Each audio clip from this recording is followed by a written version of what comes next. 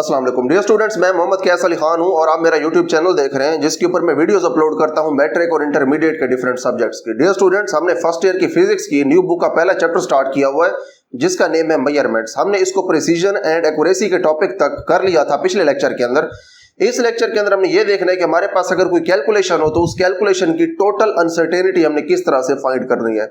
देखिए, हम ये जानते हैं कि जो भी हमारे पास मेजरमेंट होती है उस मेजरमेंट के अंदर कुछ ना कुछ अनसर्टेनिटी होती है, क्योंकि वो जिस भी इंस्ट्रूमेंट की हेल्प से मेजरमेंट लेते हैं उस इंस्ट्रूमेंट का कोई ना कोई लीस्ट काउंट होता है जिसकी वजह से हमें अनसर्टेनिटी मिलती है। अब हमने ये देखना है कि हमारे पास अगर एक कैलकुलेशन है उसके अंदर अगर मेजरमेंट्स हैं जिनके अंदर अनसर्टेनिटीज मौजूद हैं तो उनकी अनसर्टेनिटीज को यूज करके हमने फाइनल कैलकुलेशन की किस तरह से टोटल अनसर्टेनिटी फाइंड करनी है। तो हमारे पास यहाँ पे तीन केसेस होंगे। पहले केस के अंदर हमने वो कैलकुलेशंस देखनी है जहां पे एडिशन या सब्ट्रैक्शन हो रही हो मेजरमेंट्स के दरमियान। दूसरा केस हमने देखना है जिसके अंदर मल्टीप्लिकेशन या डिवीजन हो रही हो, और तीसरा केस हमने कैलकुलेशंस का ये देखना है जिसके अंदर हमारे पास जो मेजरमेंट्स हैं उनके ऊपर पावर आ रही हो। तो आइए इसको हम स्टार्ट करते हैं। यहाँ पे हमारे पास हमारा टॉपिक है assessment of total uncertainty in the final result. जो हमारे पास कैलकुलेशन होती है इसका जो हमें फाइनल रिजल्ट मिलता है हमने ये देखना है कि उसके अंदर कितनी अनसर्टेनिटी है। हमने अनसर्टेनिटीज यूज करनी होगी हमारी मेजरमेंट्स की जो कि कैलकुलेशन के अंदर मौजूद होंगी। Knowing the uncertainties in all the factors involved in A calculation. एक कैलकुलेशन के अंदर जितने भी फैक्टर्स इन्वॉल्व हैं, जितने भी फैक्टर्स उस कैलकुलेशन के अंदर मौजूद हैं जो कि ऐड, सब्ट्रैक्ट, मल्टीप्लाई, डिवाइड हो रहे हैं या उनके ऊपर पावर्स हैं, अगर उन सब की आपको अनसर्टेनिटीज पता है तो फिर क्या हो सकता है। The maximum possible uncertainty or error in the final result can be found as follows।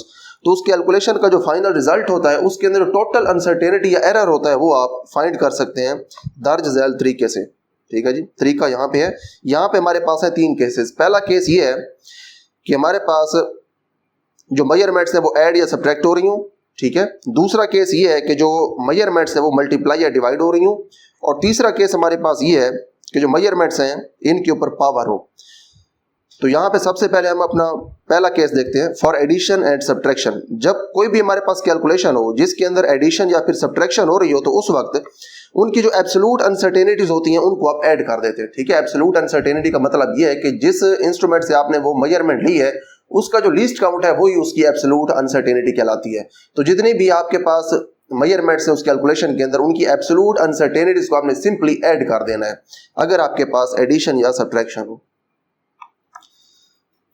Absolute uncertainties are added, आपने सिंपली इनको ऐड कर देना है अगर आपने फाइनल अनसर्टेनिटी फाइंड करनी है। देखिए, कैलकुलेशन तो आप अपनी जगह पे करेंगे, ठीक है, इनको ऐड या सब्ट्रैक्ट तो आप कर रहे होंगे, लेकिन उसके साथ साथ हमें एंड के ऊपर अनसर्टेनिटी भी चाहिए जो कि टोटल अनसर्टेनिटी होगी। उसके लिए वहां पे जो मेजरमेंट्स इन्वॉल्व है उस कैलकुलेशन के अंदर एडिशन या सब्ट्रैक्शन के अंदर उनकी जो अलग-अलग अनसर्टेनिटीज हैं उन सबको आपने ऐड करके फाइनल में लिख देना है। Absolute uncertainties are added. For example, हमें एग्जाम्पल से समझाया हुआ है the distance between two positions x1 is equal to 15.4 plus minus 0.1 centimetre. देखिए, एक हमारे पास पोजीशन ये है जिसके अंदर अनसर्टेनिटी है प्लस माइनस 0.1 सेंटीमीटर। ठीक है। दूसरी हमारे पास पोजीशन है x2 जिसकी ये वैल्यू है 25.6 सेंटीमीटर प्लस माइनस 0.1 सेंटीमीटर। ये इसकी एब्सोल्यूट अनसर्टेनिटी है। ठीक है।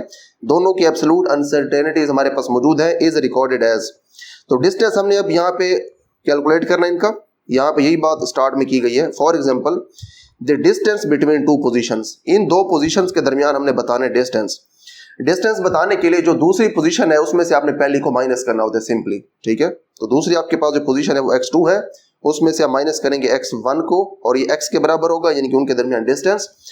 आप ये कैसे करेंगे, आपने सिंपली दूसरी पोजीशन में से पहली को माइनस करना है। आपके पास दूसरी पोजीशन ये है 25.6, इसमें से अगर आप माइनस कर दें कैलकुलेटर के ऊपर 15.4 को तो आपके पास जो आंसर आएगा वो ये होगा 10.2। और उसके बाद देखिए यहाँ पे जो साथ लिखा हुआ है प्लस माइनस 0.2 सेंटीमीटर, ये कैसे आया। ये इस तरह से आया कि आपने दोनों की जो अनसर्टेनिटीज थी एब्सोल्यूट अनसर्टेनिटीज उनको आपने ऐड कर दिया। इसकी एब्सोल्यूट अनसर्टेनिटी हम जानते हैं 0.1 सेंटीमीटर है, साथ इसके लिखी हुई है ये, और इसकी भी एब्सोल्यूट अनसर्टेनिटी उतनी ही है। तो हमने इन दोनों को ऐड करके यहाँ पे लिख दिया 0.2 सेंटीमीटर। ये इसकी एब्सोल्यूट अनसर्टेनिटी है हमारे फाइनल आंसर की।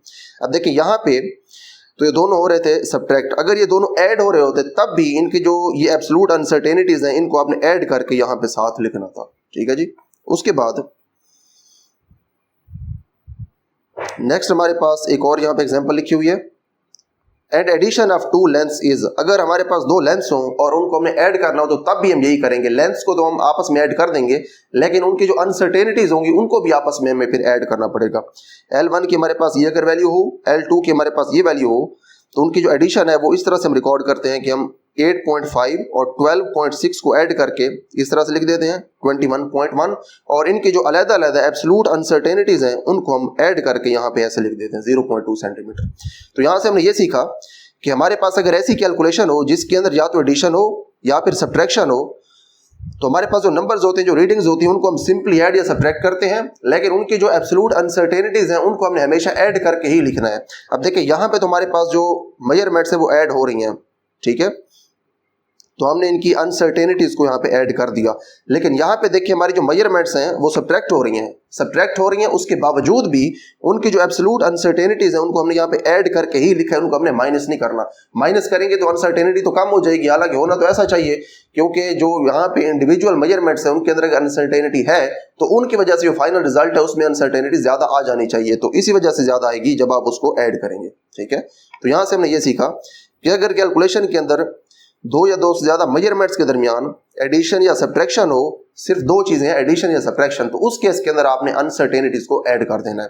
याद रखना है एब्सोल्यूट अनसर्टेनिटीज ऐड होंगी यहाँ पे, ठीक है। उसके बाद नेक्स्ट हमारे पास है हमारा case 2 for multiplication and division. अगर हमारे पास ऐसी कैलकुलेशन हो जिसके अंदर मल्टीप्लीकेशन या डिवीजन हो रही है तो फिर क्या करेंगे, परसेंटेज अनसर्टेनिटीज आर एडेड। तो हमने उन तमाम मेजरमेंट्स की जो कि मल्टीप्लिकेशन या डिवीजन में होंगी, उन तमाम मेजरमेंट्स की हमने फाइंड करनी होगी परसेंटेज अनसर्टेनिटी, उसके बाद हमने परसेंटेज अनसर्टेनिटीज को करना होगा ऐड, ठीक है।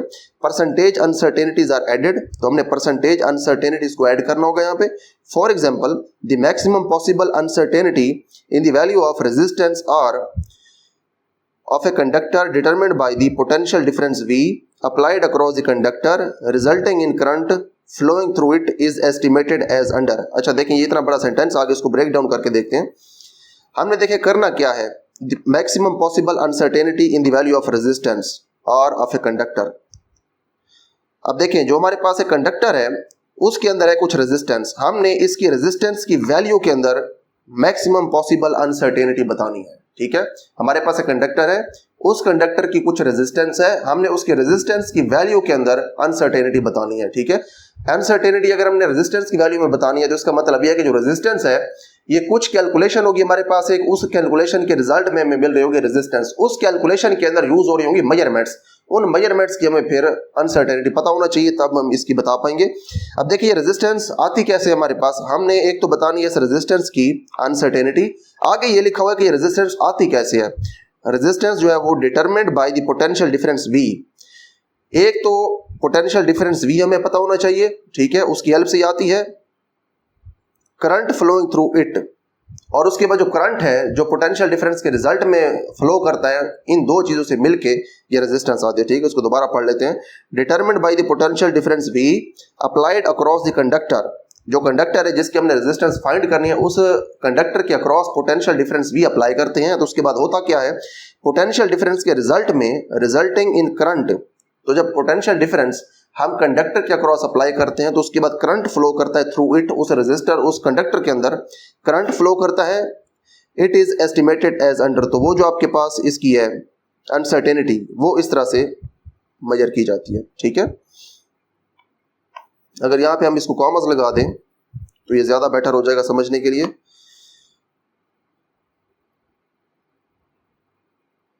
यहाँ पे ठीक है, यहाँ पे कामा लगा दें और उसके बाद यहाँ पे कामा लगा दें, ठीक है। अब अगर इसको आप पढ़ें, for example the maximum possible uncertainty in the value of resistance R of a conductor it is estimated as under. तो इसको आप इस तरह से एस्टिमेट करते हैं। अब ये जो दरमियान में चीजें लिखी हुई ये डिटेल लिखी हुई है रेजिस्टेंस की कि ये हमें मिलती कैसी है। दो क्वांटिटीज हैं, दो मेजरमेंट्स हैं, एक हमारे पास है पोटेंशियल डिफरेंस, एक हमारे पास है करंट। इन दो चीजों को मिला के हमारे पास आती है रेजिस्टेंस। एक कैलकुलेशन है, उस फार्मूला के अंदर हमने V और I यानी कि पोटेंशियल डिफरेंस और करंट की वैल्यूज पुट करनी है तो हमें मिलती है R।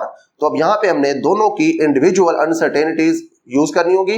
एक हमारे पास V है, एक हमारे पास I है, यानी कि पोटेंशियल डिफरेंस और करंट, इन दोनों की अनसर्टेनिटीज को यूज करके हम फाइंड करेंगे हमारी फाइनल कैलकुलेशन यानी कि रेजिस्टेंस की अनसर्टेनिटी। तो स्टार्ट करते हैं इसको हम। लेट फॉर एग्जांपल हमारे पास जो पोटेंशियल डिफरेंस है वो इतना है और 3.4 है और इसकी जो एब्सोल्यूट अनसर्टेनिटी है वो हमारे पास है ये। लेकिन याद रखना है जो एब्सोल्यूट अनसर्टेनिटीज हैं ये आपने ऐड करनी है सिर्फ और सिर्फ एडिशन और सब्ट्रैक्शन के अंदर। जब आप डील कर रहे हो मल्टीप्लिकेशन और डिवीजन के साथ तो उस वक्त आपने परसेंटेज अनसर्टेनिटीज को ऐड करना है। तो यहाँ पे हमारे पास दी हुई तो है एब्सोल्यूट अनसर्टेनिटी, इसको चेंज करेंगे हम परसेंटेज अनसर्टेनिटी के अंदर। उसके बाद हमारे पास आई, ये जो दूसरा फैक्टर है या जो दूसरी मेजरमेंट है हमारी कैलकुलेशन में वो दी हुई है। आई बराबर है 0.68 प्लस माइनस 0.05 एम्पियर। तो इसकी जो एब्सोल्यूट अनसर्टेनिटी है वो ये है 0.05। हमारे पास जो रेजिस्टेंस है उसका फार्मूला हमें पता है, R is equal to V over I होता है। देखिए V ओवर I तो हम सिंपली फाइंड कर सकते हैं इस तरह से। देखिए यहाँ पे उन्होंने सिंपली V ओवर I करके रेजिस्टेंस फाइंड कर ली है, लेकिन हमें इस रेजिस्टेंस के साथ साथ इसकी अनसर्टेनिटी भी चाहिए। लेकिन हम जानते हैं कि एडिशन और सब्ट्रैक्शन के अंदर तो आपने एब्सोल्यूट अनसर्टेनिटीज को सिंपली ऐड करना है, लेकिन हम जानते हैं कि मल्टीप्लिकेशन और डिवीजन के अंदर आपने एब्सोल्यूट अनसर्टेनिटीज को ऐड नहीं करना, आपने परसेंटेज अनसर्टेनिटीज को ऐड करना है। तो यहाँ पे तो गिवन है एब्सोल्यूट अनसर्टेनिटीज, इनको पहले हम चेंज करेंगे परसेंटेज अनसर्टेनिटीज के अंदर, फिर इनको हम करेंगे ऐड और साथ हम अपने आंसर किसको लिख देंगे। तो स्टार्ट करते हैं इसको। अच्छा यहाँ पे देखें हमने यहाँ पे परसेंटेज अनसर्टेनिटीज फाइंड किया दोनों की, परसेंटेज अनसर्टेनिटी इन V। अब जो V है इसकी हमने फाइंड करनी है परसेंटेज अनसर्टेनिटी। बड़ा सिंपल सा फॉर्मूला है, हमने पहले पढ़ा है, यही चीज़ हम पहले पढ़ के हैं इसी चैप्टर के अंदर। परसेंटेज अनसर्टेनिटी फाइंड करने के लिए जो एब्सोल्यूट अनसर्टेनिटी होती है आपने वो लिखनी होती है, उसके नीचे जो मेजर्ड वैल्यू होती है आपने वो लिखनी होती है और उसके साथ आपने मल्टीप्लाई करवाना होता है 100 से, ठीक है। तो जब इसको आप कैलकुलेट करेंगे तो आपके पास आंसर आएगा 3%। इसी तरह से आपने परसेंटेज अनसर्टेनिटी फाइंड करनी है I की यानी कि करंट की, वो भी उसी तरह से होगी। एब्सोल्यूट अनसर्टेनिटी यहाँ पे लिखनी है ऊपर, यहाँ पे देखिए उन्होंने मिस्टेक कर दी, यहाँ पे लिखना चाहिए था 0.05, ठीक है, इसको ठीक कीजिएगा, यहाँ पे गलती है, इसकी जगह ये वैल्यू होनी है 0.05 डिवाइडेड बाय 0.68, जो मेजर्ड वैल्यू है वो आपने उसके नीचे लिखनी है और साथ आपने मल्टीप्लाई करवा देना 100 से, तो आपके पास आएगा 7%। अब आप ये देखें कि आपके पास जो पोटेंशियल डिफरेंस V की वैल्यू है उसके अंदर जो अनसर्टेनिटी है वो है ये एब्सोल्यूट अनसर्टेनिटी। उसके बाद हमने एब्सोल्यूट अनसर्टेनिटी और इसकी मेजर्ड वैल्यू को यूज करके हमने फाइंड कर ली इसकी परसेंटेज अनसर्टेनिटी, और उसके बाद जो I है इसकी एब्सोल्यूट वैल्यू अनसर्टेनिटी, इसकी एब्सोल्यूट अनसर्टेनिटी ये थी, इसको और मेजर्ड वैल्यू को हमने यूज करके फाइंड कर ली इसकी परसेंटेज अनसर्टेनिटी। ये दोनों हमने इसलिए फाइंड की क्योंकि हमने इस कैलकुलेशन के एंड के ऊपर या फाइनल रिजल्ट जो है कैलकुलेशन का उसके अंदर हमने बतानी थी टोटल अनसर्टेनिटी। और यहाँ पे हमें पता चला कि यहाँ पे जो हमारी मेजरमेंट्स हैं वो हो रही है डिवाइड। हम जानते हैं कि जब डिवीजन या मल्टीप्लिकेशन हो मेजरमेंट्स के दरमियान तो उसके बाद हम उनकी परसेंटेज अनसर्टेनिटी को करते हैं ऐड, तो इसीलिए हमने फाइंड की इनकी पहले परसेंटेज अनसर्टेनिटीज। अब आगे चलते हैं। Hence, total percentage uncertainty in the value of R is 3 plus 7 is equal to 10%। अब देखें स्टार्ट में हमने क्या देखा था, अगर मल्टीप्लिकेशन या डिवीजन हो रही हो मेजरमेंट्स की तो उसके बाद percentage uncertainties are added. Multiplication और डिवीजन के अंदर जितने भी फैक्टर्स हैं, जितने भी मेजरमेंट्स हैं, चाहे 2 हैं, 10 है, 1000 है या लाख है, जितनी भी हैं मेजरमेंट्स, उन सब की परसेंटेज अनसर्टेनिटीज फाइंड करनी है। सब की परसेंटेज अनसर्टेनिटीज को आपने ऐड करना है, जो फाइनल रिजल्ट है उसके अंदर उतनी अनसर्टेनिटी होगी। तो हमने यही काम किया, परसेंटेज अनसर्टेनिटीज फाइंड कर ली, उसके बाद हमने परसेंटेज अनसर्टेनिटीज को ऐड कर लिया, तो जो हमारा फाइनल रिजल्ट है उसके अंदर हमें मिलेगी 10% अनसर्टेनिटी। फाइनल रिजल्ट क्या है? फाइनल रिजल्ट है हमारे पास R। Hence total percentage uncertainty in the value of R is 3 plus 7 is equal to 10%. The value of R will be written as, जो R की वैल्यू है वो आपने ऐसे लिखनी है, जो रीडिंग्स हैं इनकी उनको आपने सिंपली डिवाइड करवा देना है, क्योंकि देखें जो हमारे पास R है रेजिस्टेंस उसका फार्मूला हमारे पास है ये V ओवर I। आपने सिंपली यहाँ पे V ओवर I किया, V की वैल्यू पुट की, नीचे I की वैल्यू पुट की, आंसर आपके पास आ गया 5 ओहम। उसके बाद हमारे पास R के अंदर जो परसेंटेज अनसर्टेनिटी है वो कितनी थी देखें, वो हमारे पास थी 10%। अब जो 10% अनसर्टेनिटी है उसको हमने अब यहाँ पे कन्वर्ट करना है इसकी एब्सोल्यूट अनसर्टेनिटी के अंदर। Hence R is equal to 5.0 plus minus 0.5 ohms. Uncertainty being an estimate only is recorded by one significant figure. जो अनसर्टेनिटी है ये वाली, इसको हमने सिर्फ एक ही सिग्निफिकेंट फिगर के अंदर लिखा क्योंकि ये सिर्फ एस्टिमेशन है, अंदाजा है। अब देखिए हमने फाइंड तो की 10%, लेकिन यहाँ पे हमने 0.5 ओम क्यों लिख दिया? वो इसलिए लिखा कि 10% का मतलब ये है कि जो फाइनल आपके पास रिजल्ट आएगा ये वाला, उसके अंदर 10% की अनसर्टेनिटी होगी। तो हमने यहाँ पे जो फाइनल हमें रिजल्ट मिला है इसका हमने फाइंड किया है 10%। 10% फाइंड करने का क्या मेथड है? 10/100 इनटू जिसका आपने 10% फाइंड करना है वो क्या है? वो 5.0। तो 5.0 हमने यहाँ पे लिखा। अगर आप इसको कैलकुलेटर के ऊपर सॉल्व करें या फिर वैसे अगर हम सॉल्व करके देखें तो एक जीरो के साथ ये नीचे वाली एक जीरो कैंसिल हो सकती है, 5/10 आ जाएगा जो कि हमारे पास आ जाएगा 0.5। ठीक है, 0.5 ओम हमारे पास आ गया 10% 5 का, तो 0.5 हमारे पास है एंड के ऊपर अनसर्टेनिटी। अब देखें एक चीज तो यहां से ये क्लियर हो गई कि हमारे पास जो टोटल अनसर्टेनिटी होगी किसी भी कैलकुलेशन की, एंड के ऊपर जो हमने लिखनी होगी फाइनल आंसर के साथ, वो हमने परसेंटेज के अंदर नहीं लिखनी, वो हमने इस तरह से लिखनी है प्लस माइनस के अंदर, जैसे एब्सोल्यूट अनसर्टेनिटी हम लिखते हैं। लेकिन फर्क सिर्फ ये है कि जब एडिशन और सब्ट्रैक्शन हो तो आपने सिंपली उनकी एब्सोल्यूट अनसर्टेनिटीज को ऐड कर देना है, बड़ा सिंपल सा प्रोसीजर है। लेकिन आपके पास जो डिवीजन और मल्टीप्लिकेशन है उसके अंदर आपने ये करना है कि आपने एब्सोल्यूट अनसर्टेनिटीज को पहले चेंज करना है परसेंटेज अनसर्टेनिटीज के अंदर, उसके बाद आपने परसेंटेज अनसर्टेनिटीज को कर देना है ऐड। फाइनल आपके पास आ जाएगी एक परसेंटेज अनसर्टेनिटी जो कि आपकी कैलकुलेशन की टोटल अनसर्टेनिटी होगी। उसके बाद कैलकुलेशन का जो आपके पास फाइनल रिजल्ट है उसका आपने इतने फीसद फाइंड कर लेना है।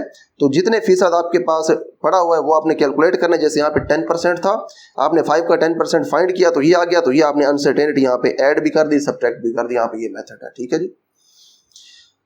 अच्छा देखिए, अगर हम वही काम करते जो हमने एडिशन और सब्ट्रैक्शन में किया था तो फिर देखें क्या होता। अब देखें इसकी हमारे पास जो परसेंटेज अनसर्टेनिटी है वो आई है 3 और इसकी एब्सोल्यूट अनसर्टेनिटी थी 0.1। इसकी परसेंटेज अनसर्टेनिटी है 7%, लेकिन इसकी जो एब्सोल्यूट अनसर्टेनिटी है वो है ये। अगर आप 0.1 और 0.05 को ऐड करें तो क्या आपके पास 0.5 ओम आता है? ये कभी भी नहीं आएगा। इसका मतलब ये है कि अगर इनको हम ऐड करते तो हमारे पास ये वाली अनसर्टेनिटी नहीं आ सकती थी। तो हमने इसीलिए इन दोनों को पहले चेंज कर दिया परसेंटेज अनसर्टेनिटी के अंदर, उसके बाद हमने परसेंटेज अनसर्टेनिटी को ऐड किया और एंड के ऊपर फिर हमने इसकी उतनी परसेंटेज फाइंड की और वो हमने यहाँ पे अनसर्टेनिटी लिख दी। तो यहाँ पे हमने एडिशन, सब्ट्रैक्शन, मल्टीप्लिकेशन और डिवीजन के अंदर जो अनसर्टेनिटीज हैं फाइनल कैलकुलेशन के अंदर उनको फाइंड करने का मेथड देख लिया है। यहाँ पे हमने ये सीखा कि चाहे हमारे पास एडिशन हो चाहे सब्ट्रैक्शन हो, आपने एब्सोल्यूट अनसर्टेनिटीज को ऐड करना है। उसके बाद हमने ये देखा कि चाहे आपके पास मल्टीप्लिकेशन हो चाहे डिवीजन हो, आपने सिंपली परसेंटेज अनसर्टेनिटीज को ऐड करना है।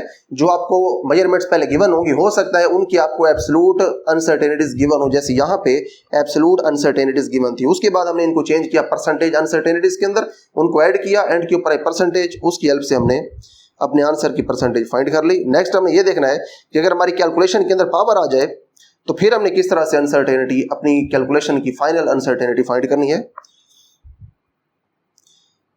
The uncertainty percentage uncertainty is multiplied by the power factor in the formula. देखें अगर आपके पास एक ऐसी कैलकुलेशन है जिसके अंदर ऐसी मेजरमेंट है जिसके अंदर अनसर्टेनिटी मौजूद है और उसके ऊपर कोई पावर है, ठीक है, उसका सिंबल आप लिखते हैं फार्मूला के अंदर, उसके ऊपर पावर है, तो उस मेजरमेंट के अंदर जितनी अनसर्टेनिटी है आपने फाइंड करनी होगी उसकी परसेंटेज अनसर्टेनिटी, उसको आपने फिर पावर फैक्टर के साथ करवा देना है मल्टीप्लाई, तो आपके पास टोटल अनसर्टेनिटी आ जाएगी।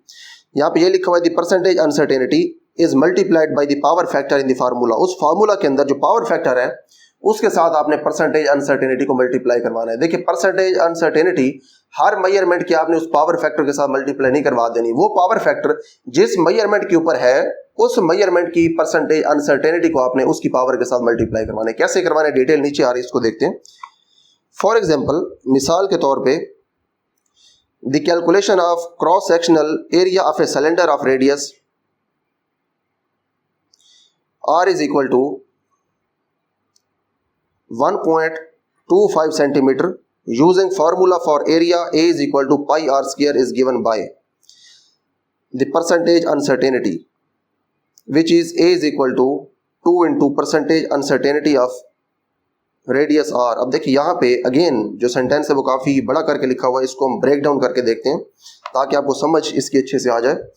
फॉर एग्जाम्पल, मिसाल के तौर पे the calculation of cross sectional area of a cylinder of radius R अब देखिए हमारे पास एक सिलेंडर है जिसका रेडियस आर है जो कि है 1.25 सेंटीमीटर। हमने क्या करना है, हमने इसका क्रॉस सेक्शनल एरिया फाइंड करना है। क्रॉस सेक्शनल एरिया का क्या मतलब है, फॉर एग्जांपल ये हमारे पास है सिलेंडर, ठीक है, ये आपके पास अगर सिलेंडर हो तो ये इसका जो एरिया है ये होता है क्रॉस सेक्शनल एरिया, ठीक है। एक जो इसका सेक्शन बनते हैं, अगर आप इसको यहाँ से दरमियान से काट दें और एक जो इसकी आपको फेस नजर आएगा जो कि सर्कल की फॉर्म में होगा ऐसे, उसका आपने जब एरिया फाइंड करना होता है तो आप कहते हैं ये क्रॉस सेक्शनल एरिया, ठीक है।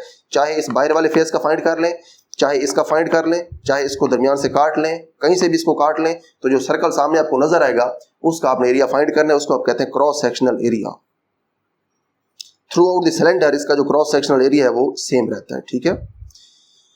अच्छा, यहाँ पे हमने उस सिलेंडर का क्रॉस सेक्शनल एरिया फाइंड करना है और उस सिलेंडर का जो रेडियस है वो ये है, using formula for area A is equal to pi are square. अब यहाँ पे देखें जो हमारे पास सिलेंडर है उसका क्रॉस सेक्शनल एरिया फाइंड करने का जो फार्मूला है ये होता है पाई आर स्क्वायर। अब देखिए पाई आर स्क्वायर तो सर्कल का एरिया फाइंड करने का फार्मूला है, लेकिन हमने अभी ये देखा कि जो हमारे पास सिलेंडर है उसका भी क्रॉस सेक्शन एक सर्कल की तरह ही होता है, तो उसका एरिया भी ऐसे ही फाइंड होगा। Pi are square is given by the percentage uncertainty which is.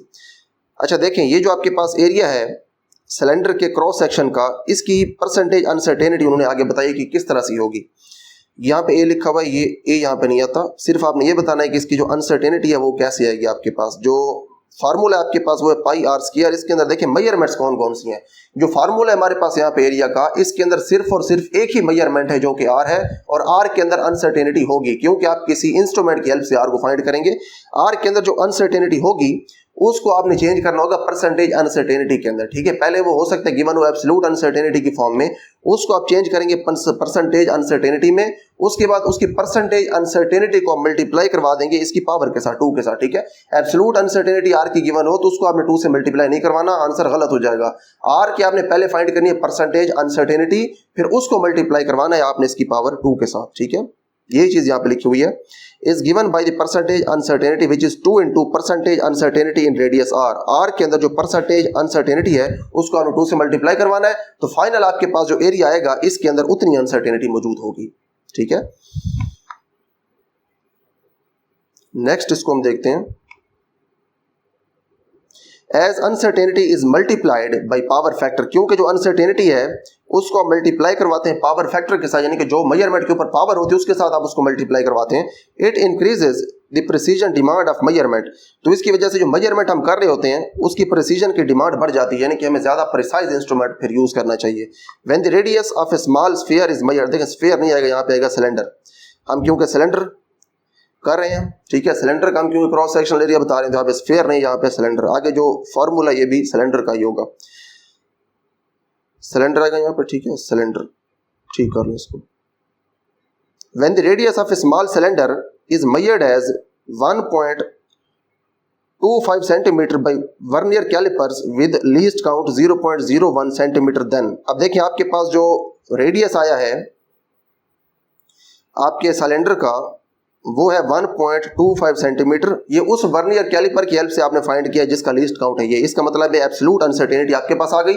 जो मेजरिंग इंस्ट्रूमेंट का लीस्ट काउंट होता है वही एब्सोल्यूट अनसर्टेनिटी होती है। तो आप यहाँ पे रेडियस लिख सकते हैं, the radius R is recorded as R is equal to 1.25 plus minus this one, ठीक है। जो लीस्ट काउंट है वो यहाँ पे प्लस माइनस होगा, एब्सोल्यूट अनसर्टेनिटी बन जाएगा वो।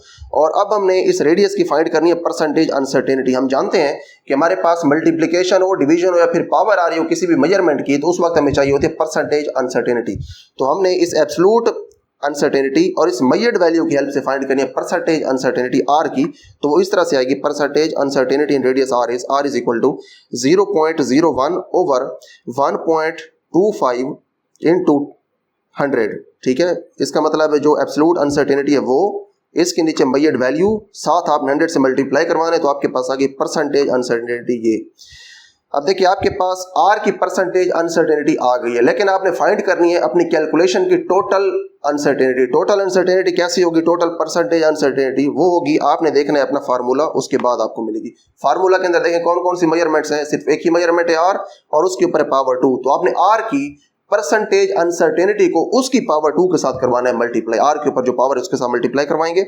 आर के ऊपर देखें कितनी पावर है, 2 पावर है, तो आपने total percentage uncertainty in area A इस तरह से लिखनी है कि जो आर की परसेंटेज अनसर्टेनिटी है उसको आपने यहाँ पे मल्टीप्लाई करवा दिया 2 के साथ, तो टोटल आपके पास जो अनसर्टेनिटी आई है टोटल कैलकुलेशन के अंदर वो है 1.6%। एरिया फाइंड कर लें, A is equal to pi are square, simply जो फार्मूला है वही अप्लाई कर दें। आपने यहाँ पे फार्मूला अप्लाई कर दिया 3.14, ये पाई की वैल्यू है, और आर की वैल्यू यहाँ पे पुट कर दें जो आपने पीछे लिखी हुई है, सिंपली वही वैल्यू पुट करेंगे। आर का स्क्वायर फाइंड करें कैलकुलेटर के ऊपर और इसके साथ मल्टीप्लाई करवा देंगे तो ये आंसर आएगा विद 1.6% अनसर्टेनिटी। ये जो आपके पास कैलकुलेशन है, जो आपके पास फाइनल एरिया निकला है, इसके अंदर जो अनसर्टेनिटी होगी वो होगी 1.6%, ठीक है, क्योंकि हमने यहाँ पे फाइंड कर लिया कि हमारी जो मेजरमेंट है उसके अंदर टोटल अनसर्टेनिटी है 1.6%। अब देखिए यहाँ पे हमारे पास जो अनसर्टेनिटी आई है वो आई है 1.6% अनसर्टेनिटी है, ठीक है। किसके अंदर है 1.6% अनसर्टेनिटी? इसके अंदर है, हमने एंड के ऊपर बताना था एरिया, एरिया हमने बताना है, लेकिन एरिया के साथ एंड के ऊपर हमने जो लिखनी होती है या कोई भी कैलकुलेशन या कोई भी आपके पास मेजरमेंट हो उसके साथ आपने परसेंटेज अनसर्टेनिटी आमतौर पर नहीं लिखनी होती, आप उसके साथ लिखते हैं एब्सोल्यूट अनसर्टेनिटी, ठीक है, जो कि प्लस माइनस की फॉर्म में लिखते हैं, क्योंकि हमें जो गिवन डेटा था उसके अंदर जो आर है वो इस फॉर्म के अंदर गिवन था जिसके साथ एब्सोल्यूट अनसर्टेनिटी लिखी थी। तो एंड के ऊपर भी हम अपने आंसर के साथ लिखेंगे एब्सोल्यूट अनसर्टेनिटी, तो फाइंड हम कर सकते हैं बड़ा इजीली। यहाँ पे देखें क्या लिखा हुआ, एरिया आपके पास ये है विद 1.6% अनसर्टेनिटी, ये एरिया की वैल्यू है, इस वैल्यू के अंदर 1.6% की अनसर्टेनिटी है, जैसे हमने अपने पिछले सेक्शन में किया था डिवीजन और मल्टीप्लीकेशन के अंदर, यहाँ भी वही करेंगे। 1.6% हम फाइंड करेंगे इसका, ठीक है, 4.906 का हम फाइंड करेंगे 1.6%, और वही हमारे पास होगी हमारी एब्सोल्यूट अनसर्टेनिटी। तो फाइंड करके देखते हैं 1.6% हम कैसे इसका फाइंड करेंगे, 1.6/100 इनटू जिसका हमने फाइंड करना है 4.906। अब इसका आंसर आपके पास आएगा 0.08 सेंटीमीटर, ठीक है जी। ये आपके पास अनसर्टेनिटी आ गई। अब ये जो आपके पास आपका एरिया है इसका आपने सिंपली फाइंड करना था 1.6%, वो हमने फाइंड कर लिया, इतना आ गया। उसके बाद एंड के ऊपर देखें तो उन्होंने इसको राउंड ऑफ भी कर दिया एरिया को। यहाँ पे देखिए एरिया में गिवन था 3 डेसिमल प्लेसेस तक, इसको उन्होंने 2 तक एंड पे इसको आके राउंड ऑफ किया है। देखें कैसे इसको राउंड ऑफ किया है, जो 6 है ये क्योंकि 5 से बड़ा है तो 6 जब खत्म करेंगे तो 0 में आप 1 का इजाफा कर देंगे तो ये 0 बन जाएगा 1, तो 4.91 बन जाएगा और एंड के ऊपर आपके पास ये आंसर आ जाएगा, ठीक है। Thus the result should be recorded as A is equal to 4.91 plus minus 0.08 centimetre. तो इसका हमने जब 1.6% फाइंड किया तो 0.08 सेंटीमीटर आ गया, तो हमने यहाँ पे लिख दिया, ठीक है। तो यहाँ पे देखिए हमारे पास ये टॉपिक कंप्लीट हो गया। इस टॉपिक के अंदर हमने ये देखा कि हमारे पास अगर कोई भी कैलकुलेशन हो तो उस कैलकुलेशन के अंदर हमने टोटल अनसर्टेनिटी कैसे फाइंड करनी है। हमने 3 केसेस देखे, तीनों को हम रिपीट कर लेते हैं। पहला केस हमने देखा एडिशन और सब्ट्रैक्शन का। जब आपके पास मेजरमेंट्स हो वो ऐड हो रही हो या सब्ट्रैक्ट हो रही हो तो आपने सिंपली उनकी जो एब्सोल्यूट अनसर्टेनिटी है उनको ऐड कर देना है, तो आपके पास टोटल अनसर्टेनिटी आपकी कैलकुलेशन की आ जाएगी। दूसरा केस ये था कि आपके पास कैलकुलेशन के अंदर मल्टीप्लिकेशन या डिवीजन हो। अगर मल्टीप्लिकेशन या डिवीजन हो और उसके अंदर कुछ मेजरमेंट्स हो तो उनकी जो एब्सोल्यूट अनसर्टेनिटीज होंगी पहले आपने चेंज करना है उनको परसेंटेज अनसर्टेनिटीज के अंदर, फिर उन परसेंटेज अनसर्टेनिटीज को आपने ऐड कर देना है, और जब ऐड कर लेंगे तो आपके पास टोटल परसेंटेज अनसर्टेनिटी आएगी आपकी कैलकुलेशन की। कैलकुलेशन का जो रिजल्ट आएगा आपके पास फाइनल रिजल्ट, उसकी उतनी परसेंटेज फाइंड करनी है और उसको आपने फिर एब्सोल्यूट अनसर्टेनिटी की फॉर्म में उस कैलकुलेशन के आंसर के साथ लिख देना है। तीसरा केस हमने ये देखा कि हमारे पास अगर पावर हो कैलकुलेशन के अंदर किसी भी मेजरमेंट के ऊपर तो उस मेजरमेंट की जितनी भी आपके पास एब्सोल्यूट अनसर्टेनिटी होगी उसको आप पहले चेंज करेंगे परसेंटेज अनसर्टेनिटी के अंदर, उसके बाद जो पावर है उस पावर के साथ उसकी जो परसेंटेज अनसर्टेनिटी उसको मल्टीप्लाई करवा देंगे तो आपके पास टोटल आपकी कैलकुलेशन की परसेंटेज अनसर्टेनिटी आ जाएगी। उसके बाद कैलकुलेशन का आपके पास जो आंसर आएगा उस आंसर की आपने उतनी परसेंटेज फाइंड करनी है जो आपके पास परसेंटेज अनसर्टेनिटी कैलकुलेशन की आई है, उसको फिर आपने एब्सोल्यूट अनसर्टेनिटी की फॉर्म में फाइनल आंसर के साथ लिख देना है। तो हमारे पास ये टॉपिक कंप्लीट हो गया है। इसके बाद अगले लेक्चर के अंदर हम इंशाल्लाह हमारी जो आगे एग्जांपल्स पड़ी हुई हैं इनको हम सॉल्व करेंगे।